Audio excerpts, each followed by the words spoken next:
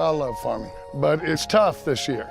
We haven't had any rain, any appreciable rain in this area since planting time.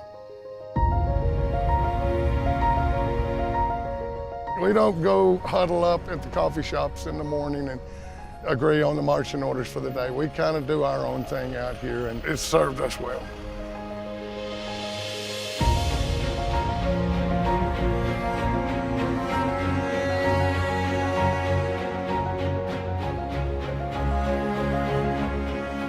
When our salt moved in was 1991, and I guess when I first noticed that salt, I just tasted it. You know, moving pipe and roll water, and you'll splash your face, and it was salty.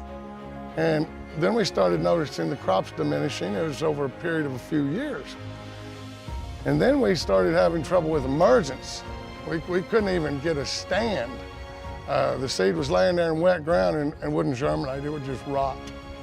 And we knew at that time we had to make a change. Every year, this is the spot that's the most challenging due to our salty water. When we put the drip in, the cotton wouldn't grow in the circle where we had watered before, but the cotton looked great on the outside of the circle where the drip was.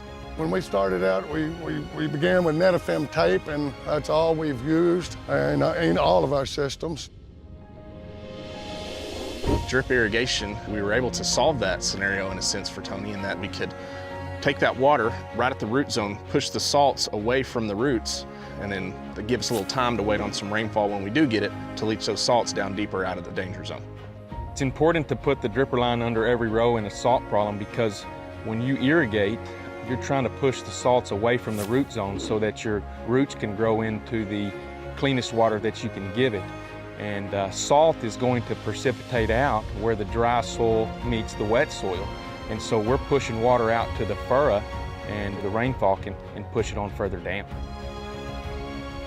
We finally started to revitalize the land and get it to where we could grow cotton on every acre of it. Drip's great everywhere, but we have to have it here in order to have a crop at all.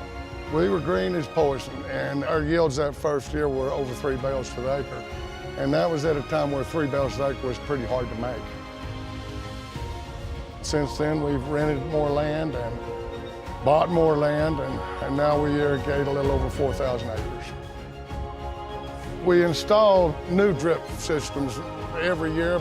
We will continue this trend, and one reason is the pivot is getting 50% more water than the drip, and the drip is twice as good a cotton. Tony knew that he had to do something to be successful. He was at the point where he's either going to have to hang his hat up and go farm somewhere else or make this water do that he's got. And he went out on a limb and put the drip in, hopefully to remedy the salt problem, and it did. I can't believe it looks as good as it does. We really have, for no rainfall, we've got a pretty darn good crop here. Sonny's going to take this deal over, and he already is to a certain extent, doing a real fine job. And with the drip, we're hoping it should last for generations.